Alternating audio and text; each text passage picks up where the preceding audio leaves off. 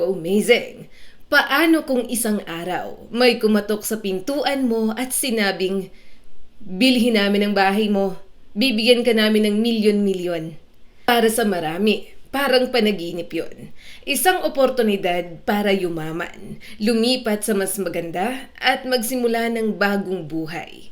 Pero sa listahang ito, hindi pera ang naging sukatan ng tahanan dahil para sa kanila, ang kanilang bahay ay hindi lang lupa, pader, bubong at titulo. Ito ay alaala, pinaghirapan, pangarap at minsan huling koneksyon sa pamilyang nawala. Kaya kahit palibutan sila ng mall, highway, condominium, hotel at matataas na gusali, nanindigan sila. Tumanggi silang umalis at dahil doon, ang simpleng bahay nila ay naging simbolo ng tapang, katigasan ng loob, at laban ng ordinaryong tao sa higanteng pagbabago. Kaya kung handa ka na amazing, alamin natin kung sino ang mga taong tumangging ilipat ang lokasyon ng bahay nila. Number 8, Wang Ping, Jinshi, China. Si Wang Ping, isang matandang lalaki mula sa Jinshi, Jiangxi Province sa China, ay naging viral matapos siyang tumangging umalis sa kanyang 2 palapag na bahay.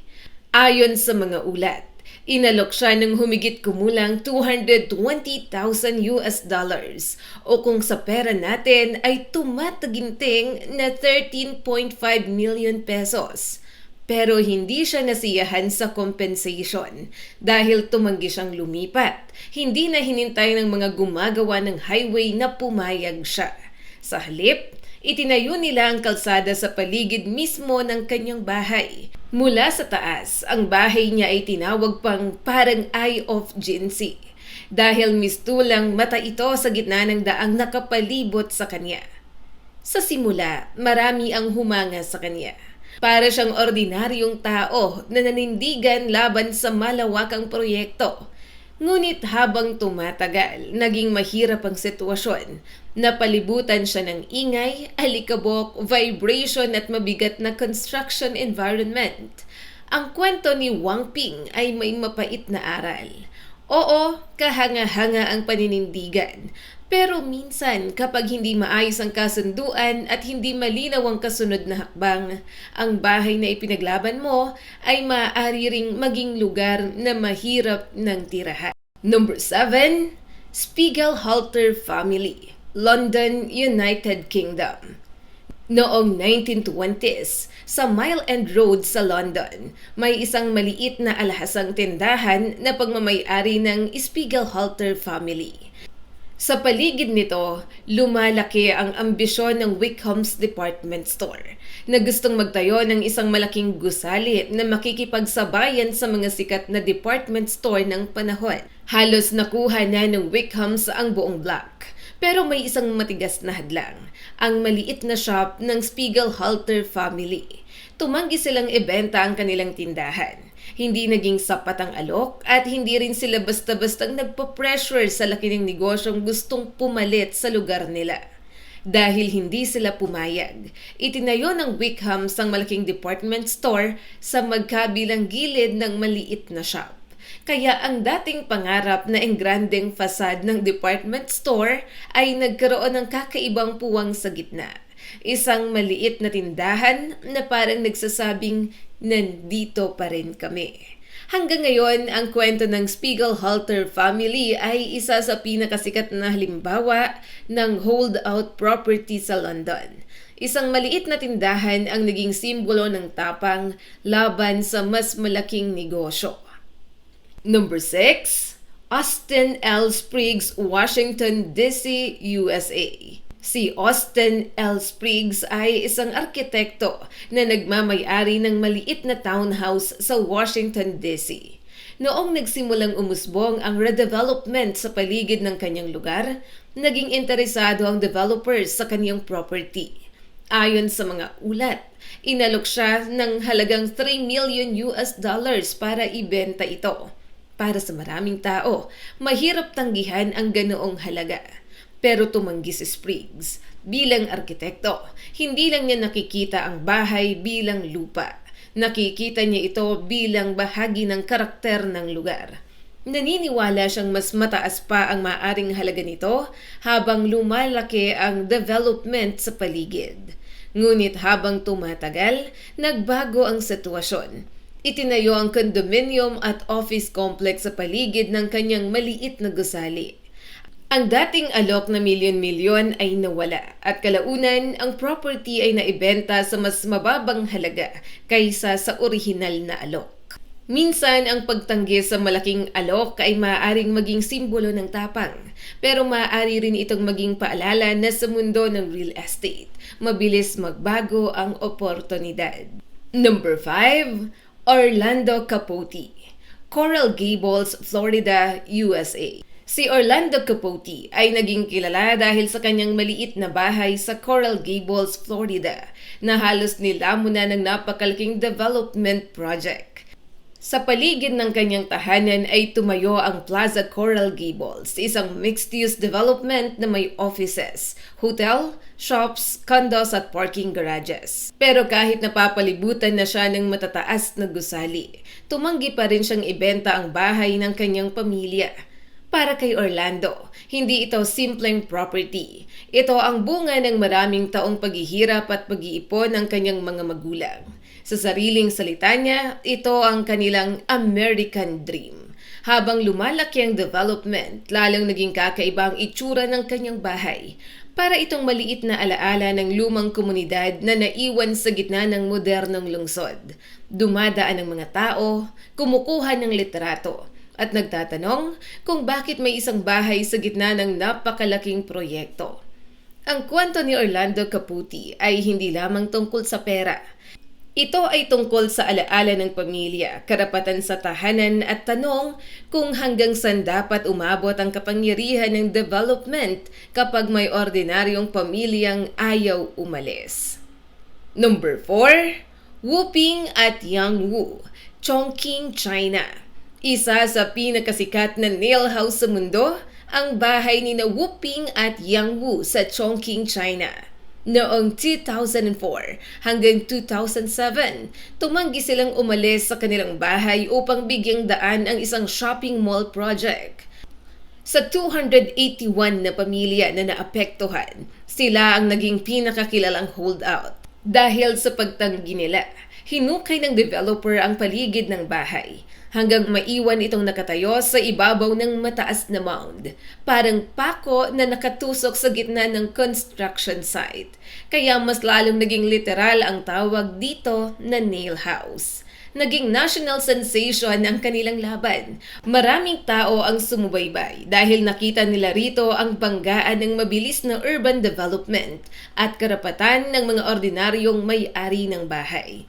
Para sa iba, sina Wuping at Yangwu ay simbolo ng tapang laban sa makapangyarihang developers. Sa huli, noong April 2007, na-demolish din ang bahay matapos ang kasunduan. Ayon sa ulat, nakatanggap sila ng settlement at bagong apartment. Pero kahit nawala ang bahay, hindi nawala ang kwento. Dahil hanggang ngayon, isa pa rin ito sa pinakataniyag na halimbawa ng tahanang ayaw magpatinag. Number 3. Ang pamilyang Zamit, Sydney, Australia. Sa The Ponds area, malapit sa Quakers Hill, Sydney, may isang malaking property na kapansin-pansin dahil napapalibutan na ito ng dikit-dikit na bagong townhouse. Ito ang tahanan ng Zamit family. Isang pamilyang tumangging ibenta ang kanilang malawak na lupain kahit napakalaki ng mga alok. Ayon sa mga ulat, may mga alok na umaabot sa humigit kumulang 60 million Australian dollars para sa kanilang property na may lawak na humigit kumulang 20,000 square meters. Habang ang paligid nila ay unti-unting naging subdivision at townhouse development, nanatili ang kanilang lupa na maluwang, luntian at kakaiba sa mata. Para sa marami, nakakamangha kung bakit tatanggihan ng isang pamilya ang ganoon kalaking pera. Pero para sa Zamit family, hindi lang ito usapan ng presyo. Ang lupa ay matagal na nilang tahanan. Ito ang lugar ng katahimikan, privacy at buhay na hindi kayang ibigay ng siksikang urban development. Kaya ang bahay nila ngayon ay parang isang berdeng isla sa gitna ng dagat ng bubong at konkreto. Sa mundo kung saan maraming tao ang handang ibentang lahat kapalit ng milyon, ang Zamit family ay paalala na may mga taong mas pinipili pa rin ang kapayapaan kaysa kayamanan. Number 2, Edith Macefield. Seattle, USA. Edith Macefield ay isa sa pinakasikat na real estate holdout sa Amerika. Noong 2006, inalok siya ng malaking halaga para ibenta ang kanyang maliit na farmhouse sa Ballard neighborhood ng Seattle. May mga ulat na nagsasabing ang alok ay umabot sa $1 million. Bagamat may ibang report na nagsabing mas mababa ang unang package. Pero tumanggi si Edith, hindi dahil ayaw niya ng pera, kundi dahil ayaw niyang iwan ang bahay na naging bahagi na ng kanyang buhay. Sa kanyang edad, ang paglipat ay hindi na simpleng desisyon. Ang bahay niya ay tahanan, alaala, seguridad at pagkakakilanlan. Dahil hindi siya umalis, itinayo ang 5-story commercial development sa paligid ng kaniyang 108-year-old farmhouse. Ang maliit niyang bahay ay napalibutan ng matataas na pader at modernong gusali. Pero nanatili itong nakatayo, parang tahimik na simbolo ng lumang buhay sa gitna ng bagong syudad. Nang pumanaw si Edith noong 2008, lalo pang lumalim ang kwento niya. Iniwan niya ang bahay sa construction superintendent na si Barry Martin, na naging kaibigan at tumulong sa kanya habang itinatayo ang proyekto sa paligid. Kaya ang kanyang kwento ay hindi lang tungkol sa pagtanggi. Ito rin ay tungkol sa dignidad, pagkakaibigan at tahanang hindi kayang bilhin ng kahit na anong halaga. Number 1, Vera Cooking, Atlantic City, USA. At sa ating top 1 ka-womazing, si Vera Cooking, isang babae mula Atlantic City sa New Jersey, na lumaban sa ilan sa pinakamalaking pangalan sa casino development. Ang kanyang bahay ay nasa lugar na gustong mapasakamay ng developers dahil malapit ito sa malalaking hotel at casino.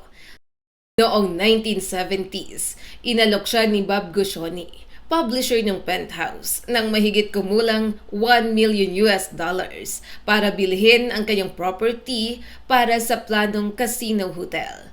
Ngunit tumanggi si Vera.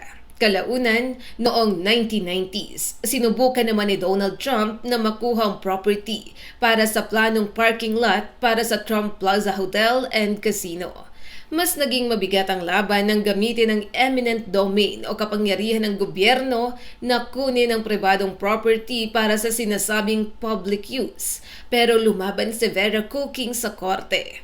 Noong 1998, nagdesisyon ng korte na ang pagkuha sa kanyang property ay mas pabor sa pribadong interes kaysa sa tunay na pampublikong interes.